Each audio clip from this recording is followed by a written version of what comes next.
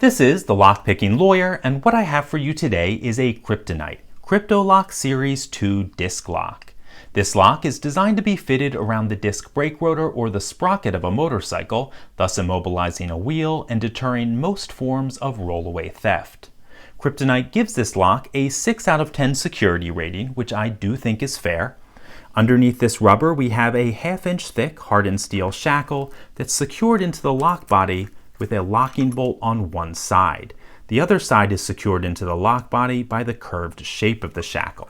Now, I usually don't like this arrangement. However, I think it's probably adequate for this particular application given the comparatively delicate motorcycle parts to which it'll be secured. However, it does mean that a thief would only have to cut one side of the shackle to open it up. Compare that to the 2 cuts usually required to defeat most double locking units. So essentially this will take half the amount of time to cut into. The lock body is a hardened steel tube. It's roughly 1/8 of an inch thick. Now it's a little bit hard to see because one side has a rubber coating and one does not. But the locking side of the tube is actually double thickness. This hardens the lock against twisting attacks, and it also prevents pulling attacks because it covers the front of the core.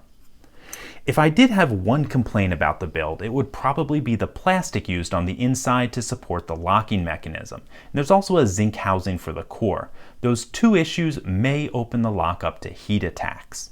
There's also one oddity in the design that I may test in a future video, but if we look very carefully, we can see a small notch in the outer armor right next to the keyway. I believe that's exactly where the sidebar is, and if so, that would make a really convenient and really fast drill point. As I said, I may test that in a future video. Okay, let's talk about picking. I've noticed on a few of Kryptonite's newer models, including this one, the locks don't tension from the front disc as they did in the past. Now they tension from a back or middle disc, which can make picking considerably more difficult because the tools designed to open them are far less common and a little bit awkward to use. However, you can open this lock using a cheap Chinese front tension tool if you use a special technique. Essentially what you do is use this tool to tension off of disc 1 and then set all of the discs behind it. After you set all of those discs, you can use the picking tip to tension any zero-cut disc, be it in the back or middle of the disc stack, while picking disc 1 with the tensioning nose. It's a little bit unusual, but once you get used to the technique, you'll find it very effective. Okay, let's see if we can get into this lock. The first thing we do is rotate all of the discs as far clockwise as they will go.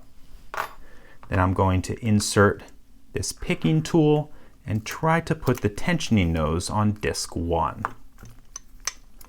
Okay, I think I have it where I want it. So we're tensioning off of disc 1. Let's find disc 2. Okay, I think we have 2 in a gate. 3 is binding very tightly, definitely have him in a gate. 4 is binding, got him in a gate. 5 is binding, he's in a gate, and 6 is already in a gate. He feels loose. Let's go back and check everything. 2 is in a gate, so is 3, 4, 5, and 6 is our zero-cut disc. So here's our special technique. Right now I am putting the picking tip on disc 6. Now I'm tensioning it, and watch me counter-rotate the tensioning nose. You can see we had a little click, and once that happened, the entire lock will open. So as you saw, once you get used to the technique, opening these locks is actually pretty easy. That's all I have for you today on this Kryptonite Series 2 disc lock. If you have any questions or comments about it, please put them below. If you like this video and would like to see more like it, please subscribe. And as always, have a nice day. Thank you.